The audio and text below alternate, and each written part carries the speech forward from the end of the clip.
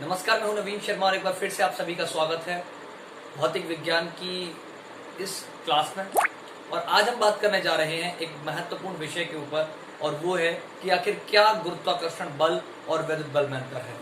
तो आइए जानने की कोशिश करते हैं।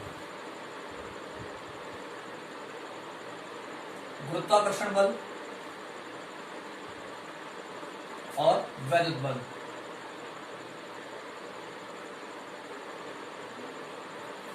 इसको बोलते हैं ग्रेविटेशनल फोर्स।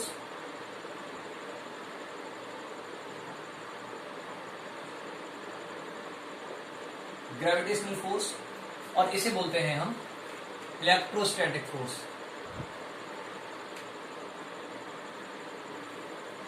Electrostatic force. अभी आपको पता है कि गुरुत्वाकर्षण बल सदैव दो पिंडों के द्रव्यमानों के मध्य कार्य करता है। इस प्रकृति में एक पिंड दूसरे पिंड को आकर्षित करता है और इस नियम को ही कहा जाता है सार्वभौमिक गुरुत्वाकर्षण। इसी नियम के आधार पर हमारा पूरा ब्रह्मांड बना हुआ है। चाहे कणों का जुड़ना हो और जुड़कर के किसी वस्तु का बनना हो, वो सब गुरुत्वाकर्षण बल के ऊपर निर्भर करता है। पृथ्वी का किसी पिंड को अपनी ओर आकर्षित करना हो या गुरुत्वीय त्वरण का होना हो, ये सभी के सभी विषय या घटक गुरुत्वाकर्षण बल के कारण ही संभव हो पाते हैं। अब गुरुत्वाकर्षण बल क्या है कि इन्हीं दो पिंडों के द्रव्यमानों के मध्य कार्य करने वाले आकर्षण बल को गुरुत्वाकर्षण बल कहते हैं। तो गुरुत्वाकर्षण बल कैसा है? पिंडों के द्रव्यमानों पर निर्भर करता है। किस पर निर्भर करता है? पिंडों के द्रव्यमानों पर। पिंडों के द्रव्यमानों पर।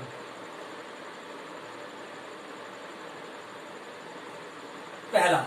दूसरा बिंदु क्या होगा इसका? दूसरा बिंदु होगा इसका सदैव यह आकर्षण बल होता है। गुरुत्वाकर्षण बल आकर्षण बल है।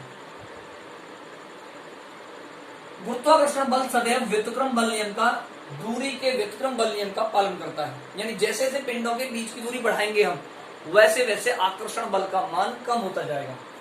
तो यही है कि पृथ्वी की सतह से ऊपर जाने पर गुरुत्वीय त्वरण का मान कम होता है। तो कैसा है?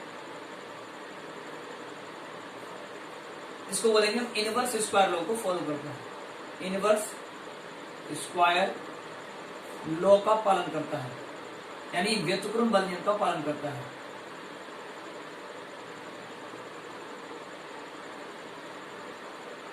व्युत्क्रम बल नियम का पालन करता है। ठीक है। एक पॉइंट और क्या है? ये बहुत छोटा बल है। अगर आप इसके नियतांक का मान देखें, G बराबर 6.67 into 10 to the power minus के 11 न्यूटन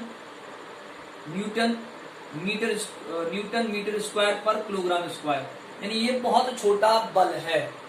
ठीक है, क्योंकि इसे गुरुत्वाकर्षण नियतांक का मान बहुत छोटा है। अब बात करते हैं विद्युत बल की। यह बल सदैव दो बिंदु आवेशों के मध्य कार्य करता है। दो बिंदु आवेशों के मध्य कार्य करता है।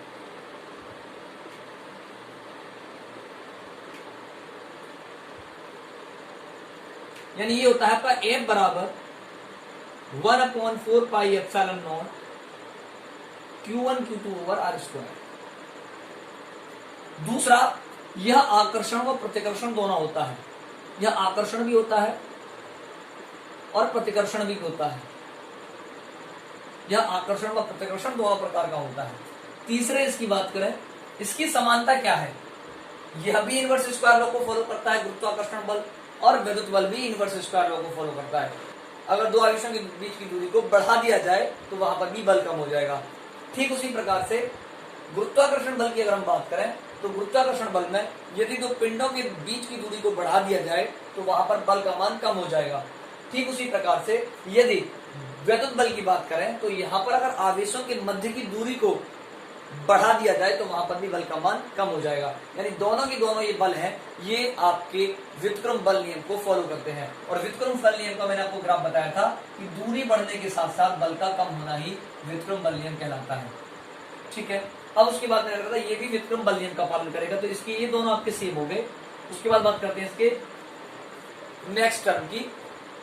वैद्युत बल बहुत बड़ा बल है, क्योंकि इसमें जो नियतांक है इसका मान 9 × 10⁻⁹ होता है, जिसे हम 1/4 पाई एप्सिलॉन नॉट कह रहे हैं। यानी इसमें क्या होता है, इस नियतांक का मान बहुत बड़ा होता है, यानी विद्युत बल बहुत बड़ा बल है जबकि गुरुत्वाकर्षण बल बहुत छोटा बल है। तो ये था आपको दोनों ही बलों में अंतर, जो विद्युत बल और गुरुत्वाकर्षण बल के बारे में इस वीडियो के माध्यम से मैंने आपको बताया। आई होप कि आपको सारे टर्म समझ में आए होंगे। फिर अगले टॉपिक में हम बात करते हैं किसी नए विषय की।